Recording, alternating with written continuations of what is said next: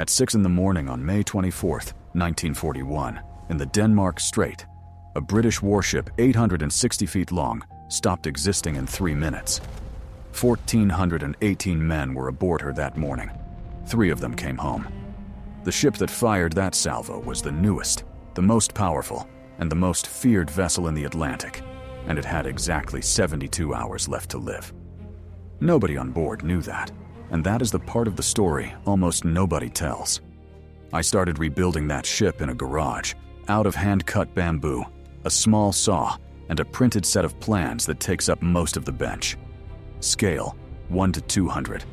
The original was 823 feet long. The model will be a little over 4 feet. Every half inch of it stands for 6 feet of steel that today sits under 15,000 feet of black water in the North Atlantic. Her name was Bismarck. She was built at the Blohm and Voss yard in Hamburg, launched in February of 1939 in front of an enormous crowd, and commissioned in August of 1940 under Captain Ernst Lindemann. 50,000 tons at full load. 8 main guns of 15 inches, mounted in 4 turrets. Armor her builders believed could not be beaten. And 1 single war mission in her entire existence. Before I cut the first piece, I spent days doing nothing but studying photographs and drawings. A warship hull is not a box. It is a continuous curve that changes radius at every frame. And bamboo does not forgive anyone who forces the wrong bend. It splits. If you haven't subscribed yet, now is the moment, because from here on, the history and the build run side by side. And you are going to want to see how this whole turns out. The keel came first. 1 long strip of bamboo, planed until it was as straight as a rule, resting on blocks lined up with a square. Then the frames, 1 at a time, each with a different profile, each marked out in pencil from the plans. 22 pieces before anything started to look like a ship. This is where most projects die, and it is exactly where the real ship started too. In wood, in drawings, in men measuring things that did not exist yet. On May 19, 1941, Bismarck left the port of Gotenhafen alongside the heavy cruiser, Prince Eugen. The operation was called Rheinübung, and the goal was simple and brutal: get into the Atlantic and cut the supply lines keeping Britain alive. On board, along with Lindemann, was Admiral Günther Lutyens, commanding the squadron.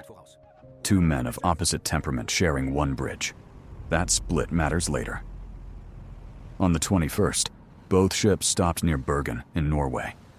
There, sailors with rollers and cans painted out the Baltic camouflage stripes and the identification markings on the decks.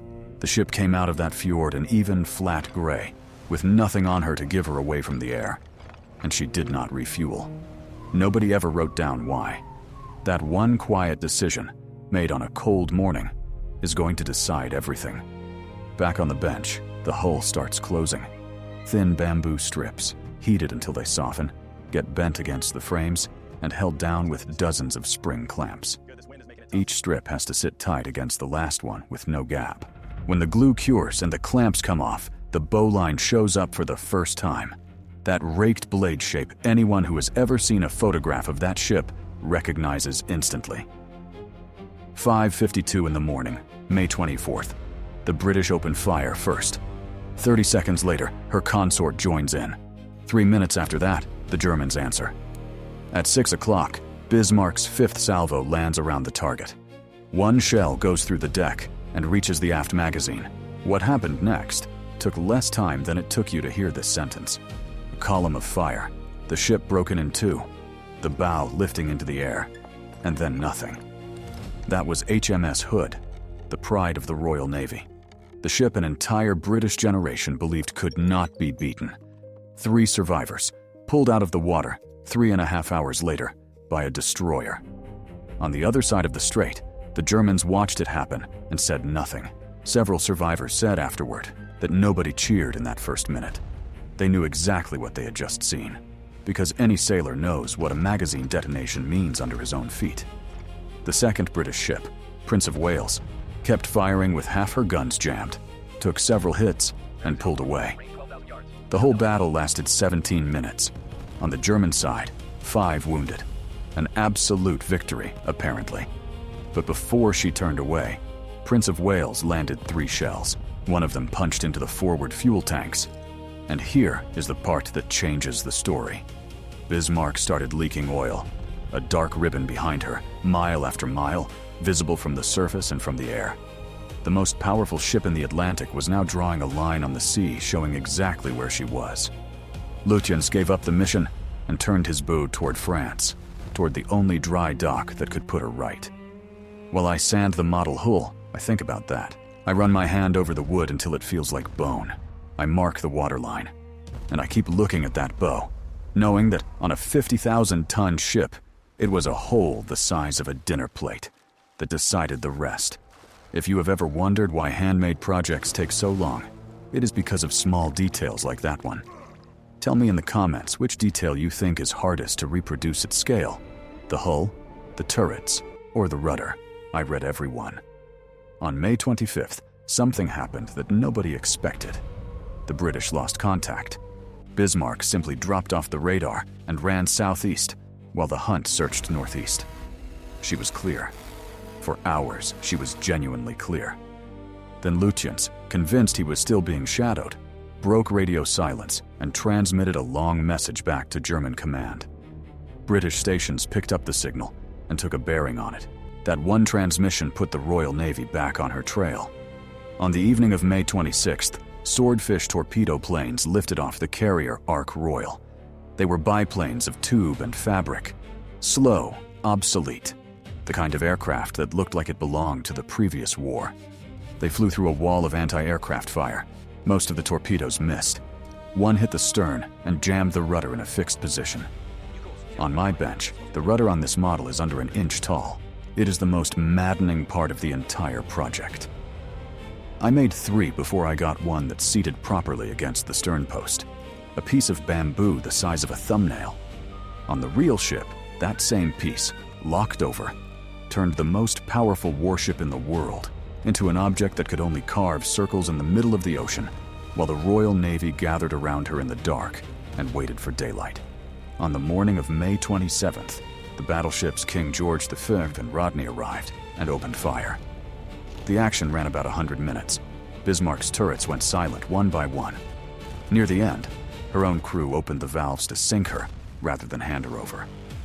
At 10:39, she was gone.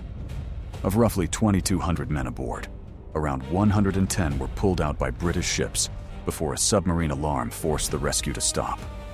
5 more were found the next day. Lindemann and Lutyens were not among them. I don't tell that part with any excitement. On the other side, 1,415 British families had already gotten the news about Hood. That is 2 wrecks, 4 days, more than 3,500 dead, and men on both sides who mostly did not choose to be there. Painting takes almost as long as the structure.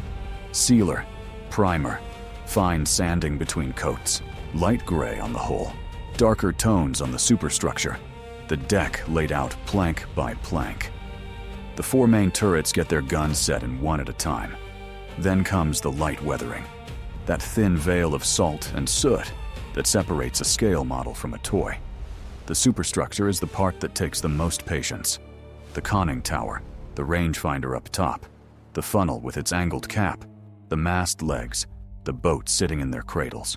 Dozens of tiny parts that have to line up with each other because the human eye will forgive a crooked plank down on the hull, but catches a mast out of plumb immediately. Every one of them was cut, sanded, and set with tweezers. In 1989, the oceanographer Robert Ballard located the wreck at about 15,000 feet west of France. The hull is sitting on the bottom, surprisingly intact, upright in normal sailing position. The main turrets fell out during the descent, and that light gray paint, the same coat those sailors rushed on in a Norwegian fjord, is still down there in the dark, exactly the way they left it. That is the color I was chasing on the bench. And that is the model sitting under the cloth right now, finished, waiting for the last light to come on. If you made it this far, subscribe. Tell me in the comments which ship you want to see reborn in bamboo next, and share this video with someone who still thinks naval history belongs in a museum. None of this is in a museum. It is 15,000 feet down, in the dark, waiting for somebody to remember.